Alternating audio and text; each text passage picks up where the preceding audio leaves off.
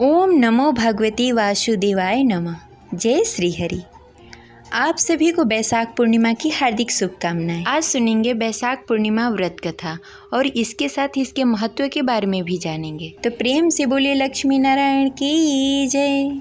हमारे हिंदू धर्म में बैसाख मास को बहुत ही पवित्र और पावन महीना माना गया है। यही कारण है कि इस पावन महीने में लाखों के तादाद में श्रद्धालु गंगा स्नान कर दान पुण्य करते हैं। पूर्णिमा के दिन पवित्र नदियों में स्नान करने का महत्व है। बैसाख पूर्णिमा को बुद्ध पूर्णिमा या पीपल पूर्णिमा के नाम से भी जाना जाता है। इसी दिन भगवान बुद्ध की जयंती और निर्माण दिवस मनाई जाती है। इस पूर्णिमा को सत्य विनायक पूर्णिमा भी कहा जाता है। भगवान श्री कृष्ण के बचपन के सहपाठी सुदामा जब द्वारिका में भगवान श्री कृष्ण से मिलने गए तब भगवान श्री कृष्ण ने सुदामा जी को सत्य विनायक व्रत का विधान बताया और इस व्रत के प्रभाव से सुदामा जी की दरिद्रता चली गई और वह ऐश्वर्यशाली बन गए। प्रत्येक माह की पूर्णिमा भगवान विष्णु को समर्पित है। तो श्रीमद् भागवत पुराण के अनुसार महात्मा बुद्ध भगवान विष्णु के 9वें अवतार थे। भविष्य पुराण में वर्णित है कि इस दिन प्रातःकाल स्नान कर दान पुण्य करने का विशेष महत्व बताया गया है। साथ ही इस दिन धर्मराज जी के निमित्त जल से भरा घड़ा, पकवान, मिठाई आदि दान करने से गौदान के बराबर फल प्राप्त होता है। साथ ही इस दिन व्रत रखकर भगवान विष्णु की पूजा की जाती है और संध्या के समय चंद्रदेव को अर्घ देकर व्रत खोला जाता है। अगर आप किसी कारणवश व्रत नहीं रख पाए तो इस दिन इस व्रत कथा को पढ़ने तथा सुनने से व्रत के बराबर ही फल प्राप्त होता है। तो चलिए शुरू करते हैं बैसाख पूर्णिमा व्रत कथा। तो प्रेम से बोलिए लक्ष्मी नारायण की जय। द्वापर युग में एक बार माता यशोदा ने अपने पुत्र भगवान श्री कृष्ण से कहा, हे कृष्ण, तुम संसार के रचयिता और पालनहार हो। आज मुझे कोई ऐसा उपाय बताओ जिसे करने से स्त्रियों को सौभाग्य की प्राप्ति हो, साथ ही उसकी सभी मनोकामनाएं पूर्ण हो जाए। तब भगवान श्री कृष्ण ने कहा, हे माता, तुमने अति सुंदर प्रश्न किया है। मैं तुमसे ऐसे ही व्रत को सविस्तार कहता हूँ, ध्यान पूर्वक सुनो। सौभाग्य की प्राप्ति के लिए स्त्रियों को 32 पूर्णमासी का व्रत करना चाहिए। इस व्रत को करने से स्त्रियों को सौभाग्य और संपत्ति मिलती है। यह व्रत अचल सौभाग्य देने वाले एवं भगवान शिव और माता पार्वती के प्रति मनुष्य के अंदर भक्ति को बढ़ाने वाली है। यशोदा जी कहने लगी, हे कृष्ण, सर्वप्रथम इस व्रत को मृत्युलोक में किसने किया था? इसके विषय में विस्तार पूर्वक बताओ। भगवान श्री कृष्ण कहने लगे कि इस भूमंडल पर अनेक प्रकार के रत्नों से परिपूर्ण कातिका नामक एक नगरी में वहाँ चंद्रहांस नामक राजा राज्य करता था। उसी नगर में धनेश्वर नामक एक ब्राह्मण भी था और उसकी स्त्री अति सुशीला रूपवती थी। दोनों ही उस नगर में बड़े ही प्रेम पूर्वक रहते थे। घर में धन्य धान्य आदि की कोई कमी नहीं थी, परंतु उसको बहुत बड़ा दुख था कि उसकी कोई संतान नहीं है। एक समय एक बड़ा ही योगी उस नगर में आया। वह योगी उस ब्राह्मण के घर को छोड़कर अन्य सभी घरों में भिक्षा लेकर भोजन किया करता था। वह रूपवती से कभी भिक्षा नहीं लेता था।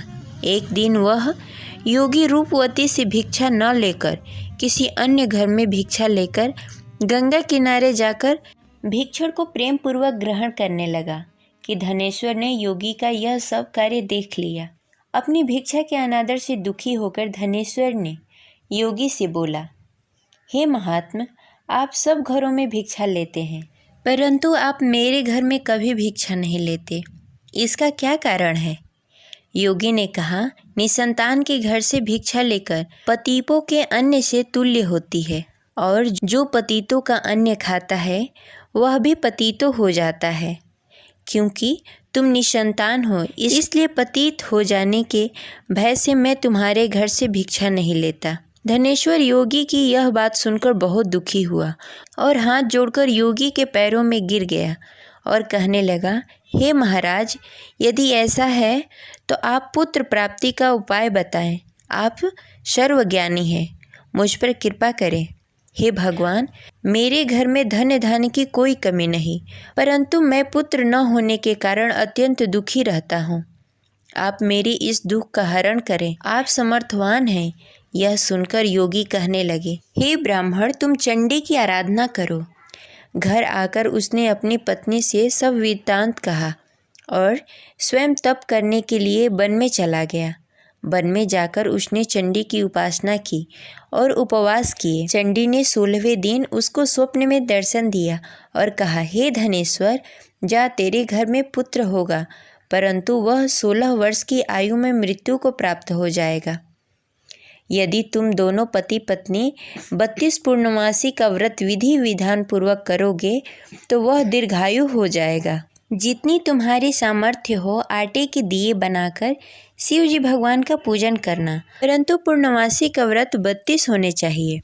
प्रातःकाल होने पर इस स्थान के समीप तुम्हें एक आम का वृक्ष दिखाई देगा। उस पर चढ़कर एक फल तोड़कर शीघ्र ही अपने घर चले जाना और अपनी पत्नी से सब वेदांत कहना। ऋतु स्नान के पश्चात वह स्वच्छ होकर श्री शंकर भगवान का ध्यान करके उस फल को खा लेगी। भगवान शिव की कृपा से उसे गर्भ हो जाएगा।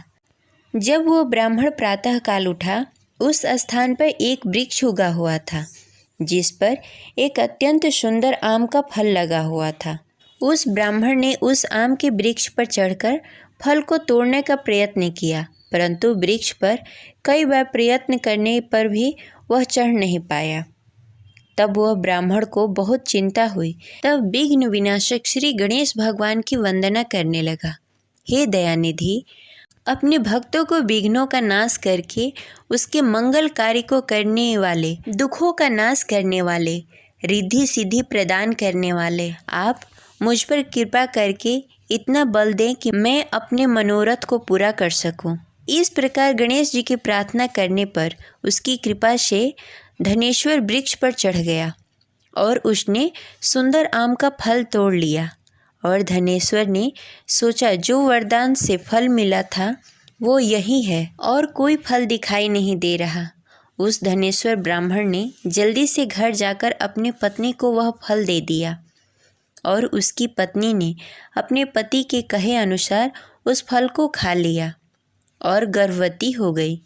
देवी जी की असीम कृपा से उसे एक अत्यंत सुंदर पुत्र प्राप्त हुआ, जिसका नाम उन्होंने देवीदास रखा। माता पिता के हर्ष और शोक के साथ वह बालक शुक्ल पक्ष की चंद्रमा के भांति अपने पिता के घर में बड़ा होने लगा। वह बालक अति सुंदर, विद्वान और बहुत ही पढ़ने में निपुण हो गया। दुर्गा जी के आज्ञानुसार उसको 32 पूर्णमासी का व्रत रखना आरंभ कर दिया, जिससे उसका पुत्र बड़ी आयु वाला हो जाए। 16वां साल लगते ही देवीदास के माता पिता को बड़ी ही चिंता हो गई कि उसके पुत्र की इस वर्ष मृत्यु न हो जाए। इसलिए उन्होंने अपने मन में विचार किया कि यदि यह दुर्घटना उसके सामने हो गई तो वो कैसे सहन कर पाएंगे। इसलिए उन्होंने देवीदास के मामा को बुलाया और कहा, हमारी एक बहुत बड़ी इच्छा है कि देवीदास 1 साल के लिए काशी में जाकर विद्या अध्ययन करे और उसको अकेला भी नहीं छोड़ना चाहिए, इसलिए साथ में तुम चले जाओ और 1 वर्ष के पश्चात उसको वापस लेकर आना। सब प्रबंध करने के पश्चात उसके माता पिता ने काशी जाने के लिए देवीदास को एक घोड़े पर बैठाकर उसके मामा के साथ भेज दिया, परंतु यह बात उसके मामा या किसी और को नहीं बताई। धनेश्वर तथा उसकी पत्नी ने अपने पुत्र के मंगल कामना तथा दीर्घायु के लिए भगवती दुर्गा की आराधना करना शुरू कर दिया। पूर्णमासी का व्रत करना आरंभ कर दिया। इस प्रकार बराबर 32 पूर्णमासी व्रत किया। उन्होंने पूरी श्रद्धा और भक्ति के साथ पूरा व्रत कर लिया। कुछ समय पश्चात एक दिन वह मामा और भांजा रात बिताने के लिए किसी गांव में ठहरे हुए थे। उस दिन उस नगर में ब्राह्मण के अत्यंत सुंदर, सुशील और रूपवती कन्या का विवाह होने वाला था। जिस धर्मशाला के अंदर वर और उसके बाराती ठहरे हुए थे, उसी धर्मशाला के अंदर देवीदास और उसके मामा भी ठहरे हुए थे। उधर कन्या को तेल आदि चढ़ने के बाद जब लग्न का समय आया तो वर की तबीयत खराब हो गई। वर के पिता ने अपने परिवार वालों से विचार विमर्श करके कहा कि देवीदास मेरे पुत्र जैसा ही है, मैं उसके साथ लग्न करा दूं और बाद में बाकी सारे काम मेरे बेटे के साथ पूरे हो जाएंगे। ऐसा करने के बाद वर के पिता ने देवीदास को मांगने के लिए उसके मामा के पास गए और उन्हें सारी बात बताई। मामा ने कहा कि कन्यादान में जो कुछ भी मिलेगा वो हमें दे दिया जाए। वर के पिता ने बात स्वीकार कर ली। इसके बाद देवीदास का विवाह कन्या के साथ संपन्न हो गया। इसके बाद वह अपने पत्नी के साथ भोजन न कर सका और मन में विचार करने लगा, न जाने यह किसकी पत्नी होगी। यह सोचकर उसकी आंखों से आंसू आ गए। तब वधू ने पूछा कि क्या बात है, आप उदास क्यों हैं?